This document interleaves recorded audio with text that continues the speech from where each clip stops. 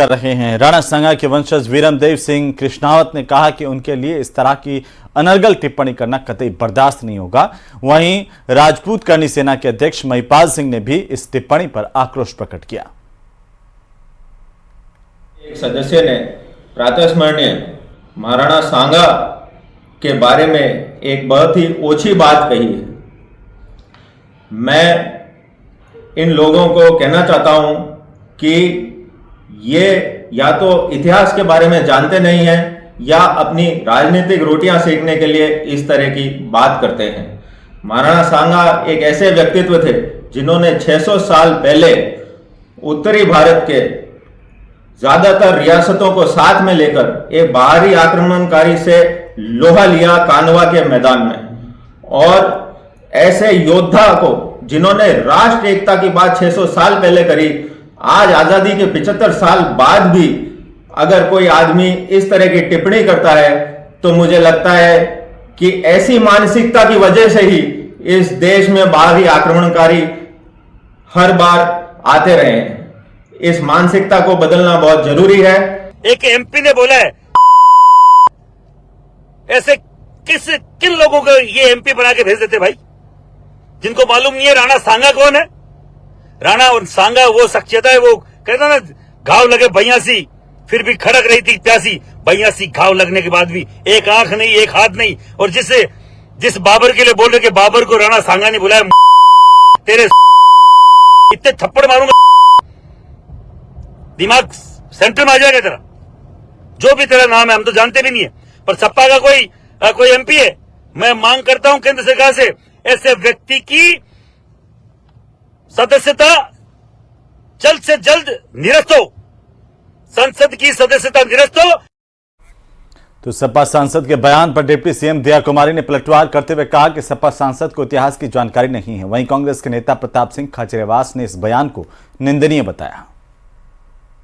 जिस तरह से वो सांसद ने कहा लोकसभा में, बहुत ही गलत उनके शब्द थे। उनको ऐसा नहीं बोलना चाहिए था। उनको ना तो कोई इतिहास की जानकारी है, सिर्फ जिस तरह से हमारे बहुत राणा सांगा ने तो इतना कुछ किया है मेवाड़ के लिए, राजस्थान के लिए। वो हमारे ऐसे जिस तरह से इस तरह से हमारे चाहे महाराणा प्रताप हो, राणा सांगा हो, इनके बारे में जो ये विपक्ष बार बार इस तरह की टिप्पणियां करता है बिना प्रॉपर रिसर्च के, जानकारी के, इतिहास की जानकारी के, ये बहुत ही गलत है। उन्होंने तो इतना कुछ किया, इतने युद्ध लड़े हैं मातृभूमि के लिए, और ऐसे व्यक्तित्व के बारे में इस तरह की ओछी टिप्पणी करना बहुत ही गलत है। देखिए, एक सांसद रामजी लाल सुमन जो समाजवादी पार्टी के, उनका बिना इतिहास पढ़े बेवजह बकवास नहीं करनी चाहिए। और भारतीय जनता पार्टी की सरकार बहुत बड़ी बड़ी बातें करती है कि हम हिंदुस्तान के इतिहास का सम्मान करते हैं, महाराणा प्रताप महाराणा सांगा का सम्मान करते हैं। तो बीजेपी के पास दोनों सदनों में बहुमत है। रामजी लाल सुमन को आपको कम से कम एक सत्र के लिए निलंबित करना चाहिए। सांसद को आप एक सत्र के लिए निलंबित कर दोगे, दूसरे सांसद डरेंगे। जो लोग हमारे बीच में नहीं रहे, जो देश और धर्म के लिए, स्वाभिमान के लिए, शौर्य और बलिदान के लिए महाराणा सांगा लड़े, और महाराणा सांगा का अपमान गलत हिस्ट्री बताकर और रामजी लाल सुमन कर रहे हैं उनके एमपी, तो एक छोटी छोटी बात पर आप जब बड़े बड़े नेताओं को लोकसभा और राज्यसभा से बाहर कर देते हो, तो आप कम से कम उनको सजा तो दो। भारतीय जनता पार्टी को क्या मजा आता है इस पिच पर खेलने में, और बीजेपी को तो मजा आ रहा है डायलॉग बाजी करने में, बकवासबाजी करने में, और उसी पिच पर ये कुछ विपक्ष के सांसद खेलते हैं। तो वहीं राज्यसभा में चर्चा के दौरान सांसद रामजी लाल सुमन ने राणा सांगा पर विवादित बयान देकर नया सियासी बवाल खड़ा कर दिया है। अब लखनऊ से अखिलेश यादव का भी बयान सामने आ गया है। उन्होंने कहा कि रामजी लाल ने तो एक ही इतिहास का पन्ना पलटा है। रामजी सुमन जी ने क्या कहा, क्योंकि इतिहास के पन्ने सब पलट रहे हैं। बीजेपी के सोचिए क्या इतिहास का पन्ना पलट रहे हैं। बीजेपी के लोग किस बात पे बहस कर रहे हैं। उनके बड़े बड़े नेता जिन्होंने संविधान की शपथ ली, वो किस बात की बहस छेड़ना चाहते हैं, औरंगजेब की बहस छेड़ना चाहते हैं। तो अगर रामजी सुमन जी ने भी इतिहास का कोई पन्ना पलट दिया, जिस पन्ने में अगर इस तरह की भाव लिखा होगा, 200 साल पहले, 100 साल पहले हम लोगों ने तो इतिहास लिखा नहीं। इतिहास किसने लिखा है? इसलिए भारतीय जनता पार्टी से पूरे उत्तर प्रदेश कि हमारी समाजवादी पार्टी की तरफ से निवेदन है कि इतिहास के पन्ने ना पलटें, क्योंकि इतिहास के पन्ने अगर पलटे जाएंगे तो लोग ये भी याद करेंगे कि छत्रपति शिवाजी महाराज जब उनका तिलक होना था तो किसी ने उनका तिलक नहीं किया और हाथ से तिलक नहीं किया गया। तो वहीं उधर राणा सांगा पर अपने दिए गए बयान को लेकर समाजवादी पार्टी के सांसद ने सफाई दी है। रामजीलाल सुमन ने कहा कि उनका मकसद किसी की भावना को ठेस पहुंचाना नहीं था, देश का सामाजिक सौहार्द बना रहना चाहिए। उन्होंने कहा कि होली का विरोध मुसलमानों ने नहीं किया था, बावजूद इसके बिहार और यूपी के विधायकों ने मुसलमानों पर बयान दिए, उन्हें घर में बंद रहने और पाकिस्तान जाने की बात कही गई। रामजीलाल सुमन ने कहा कि रोज रोज बाबर को गाली देना ठीक नहीं है। रामजीलाल सुमन जी ने कल राज्यसभा में एक बयान दिया है कि मुसलमान यदि बाबर की औलाद हैं तो आप राणा सांगा की औलाद। इस मामले में हम बात करते हैं, तो पहले तो मैं आपसे जानना चाहूंगा इस बयान में आपकी अभी प्रतिक्रिया क्या है, इस पर डटे हुए हैं या क्या कहना चाहेंगे? ये ऐतिहासिक तथ्य है कि इब्राहिम लोदी को हराने के लिए राणा सांगा ने बाबर को आमंत्रित किया था। जो मैंने कहा है मैं उस पर भी विस्तार करता हूं। विश्व हिंदू परिषद के विनोद बंसल जी ने कहा है कि ये पार्टी के लिए आपका बयान ताबूत में आखिरी कील साबित होगा, इस पर क्या प्रतिक्रिया देंगे? कौन क्या कहता है मुझे उसकी कोई परवाह नहीं है। मैंने जो कुछ कहा वो ठीक कहा, लोगों को सही बात सुनने की आदत नहीं है। हमारा अपना दृष्टिकोण अलग जगह है, हमारे दृष्टिकोण से कोई इत्तेफाक नहीं करता, तो मैं इसके लिए क्या कर सकता हूँ। इसी प्रकार भजनलाल का एक बयान आया है। भजनलाल का कहना है कि आपने 8 करोड़ राजस्थानियों के साथ पूरे देश का अपमान किया है, तो ये देश के अपमान की बात आ रही है, तो इस पर तो आप कुछ स्पष्टीकरण देंगे? जहां तक देश का सवाल है, नादान लोग हैं। मैं किसी धर्म को मानूं या न मानूं, लेकिन दूसरे धर्म के मानने वालों के जज्बात के साथ खिलवाड़ करने का मुझे कोई अधिकार नहीं है। मेरा बयान न तो किसी जाति के खिलाफ है न किसी धर्म के खिलाफ।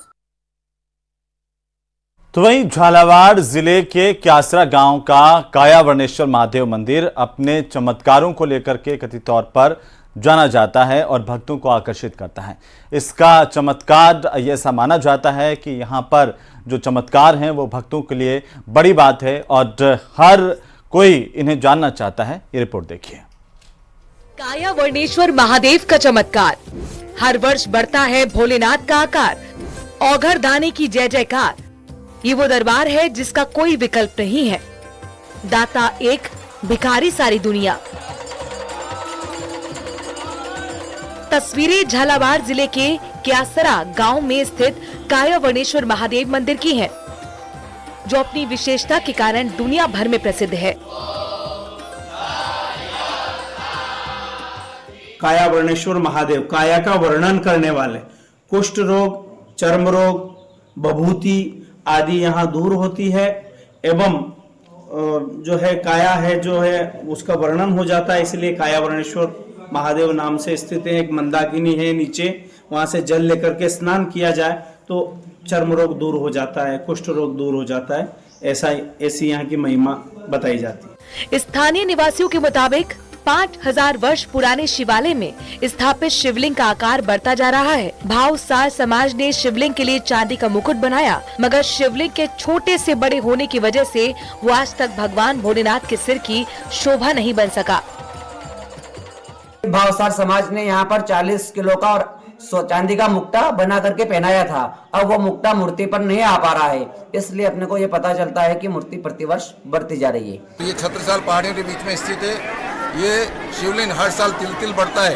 ये अंगुष्ठे के समान स्थापित हुआ था, आज इधर में विशाल शिवलिंग के रूप में स्थापित है। मंदिर के नीचे स्थित कुंड के चमत्कारिक जल से स्नान करने पर चर्म रोग दूर होने की मान्यता कही जाती है। इसी कारण इस मंदिर में स्थापित शिवलिंग को कायावर्णेश्वर महादेव कहा जाता है। महाभारत की कथा के मुताबिक राजा परीक्षित के पुत्र राजा जन्मेजय को यहाँ कुष्ठ रोग से मुक्ति मिली थी।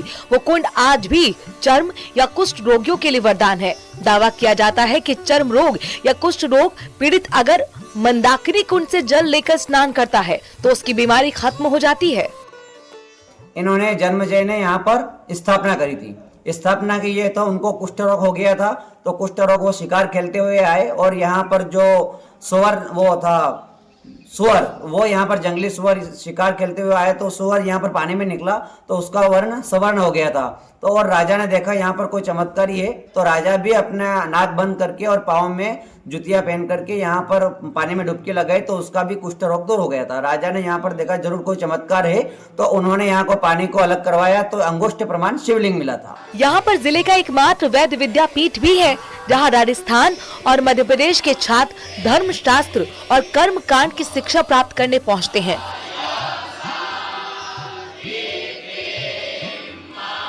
कायावर्णेश्वर महादेव मंदिर में न सिर्फ आम बल्कि खास की भी गहरी आस्था है। यही वजह है कि यहाँ भक्तों का तांता लगा रहता है। न्यूज़ 18 राजस्थान के लिए झालावाड़ से तरुण शर्मा की रिपोर्ट। और चलिए अब बात करेंगे बूंदी जिले की, जहां पर 4 ऐसे गांव हैं जहां ना कभी पायल की घुंघरू बसती है और ना लोगों के घरों पर पक्की छत है। एक रिपोर्ट देखिए।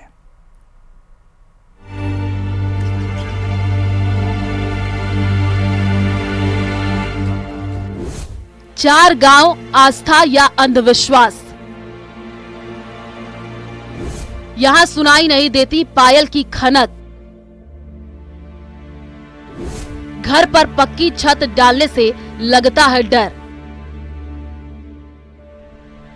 बूंदी के लिलेड़ा, व्यवसान समेत ग्राम पंचायत के साथेली, बथवाड़ा और अथड़ा गांवों के बीचों बीच रक्तया भैरव जी का मंदिर है और इस मंदिर के प्रति लोगों में गहरी आस्था है। रक्तया भैरव जी के प्रति लोगों की आस्था के कारण ही इन चारों गांवों में पट्टियों की छत नहीं डाली जाती। यहाँ कई घरों की दीवारें तो पक्की हैं, लेकिन छत पर टीन शेड और घास फूस है। लोगों का कहना है कि जब कभी लोगों ने पट्टियों से पक्की छत बनाने की कोशिश की तो हादसे हो जाते हैं और परिवार को कई तरीके की परेशानी का सामना करना पड़ता है। मेरे जी महाराज से पक्की पत्थर की पट्टी की छत नहीं डलती है। अच्छा, इसलिए गांव में भी नहीं डलती। तो गांव में सभी के मकान कच्चे हैं, पक्की छत? कच्चे हैं, आरसीसी की छत डली हुई। छत उतने डला की पट्टिया की। कोई डाल ले तो कोई डालता है, पहले घर में धक्का दिख हो जाओ। अच्छा, तो बीमारी है वो जाओ। तो महिलाएं पाजे वो नहीं पहनती ना, पर क्यों नहीं पहनते? मकबर जी के हाथ से तो पहन लेता है तो अनिष्ट हो जाता है। घर में बीमार ऐसे चाल जाओ। ये मेरे गांव में पट्टे की छत नहीं डाल दे, आरसीसी की डलती है। तो क्यों डाल लेता है तो क्या हो जाता है? वो बोर्ड जो फूट जाती है, अनिष्ट हो जाता है, परिवार में बीमारी आ जाती है। बीमारी भी फूट भी जाती है पट्टी मड़े में। इन चारों गांवों में रक्तया भैरव जी की मान्यता के चलते ही कभी भी यहाँ पायल के घुंघरू की आवाज भी नहीं सुनाई देती। यहाँ की महिलाएं पायल तो पहनती हैं, लेकिन बिना घुंघरू की, और कोई महिला घुंघरू वाली पायल पहनती तो महिला के पैरों में सूजन आ जाती है। हमारे लीलड़ा व्यासन में साथेली और अंतड़ा तीनों गांव के बीच में बाबा रक्ते जी का मंदिर है। मंदिर बहुत पुराना है। वहाँ पे न जो पट्टियां भी नहीं चढ़ती, मकान पक्के नहीं बनते। अब तो कच्चे में, तो भैरव जी का मकान है, भैरव जी का मंदिर कच्चे में ही, वहाँ पे पट्टियां डलती भी नहीं है। स्कूल में डली थी पहले लीलड़ा व्यासन में, जो पट्टियां भी टूट गई थी।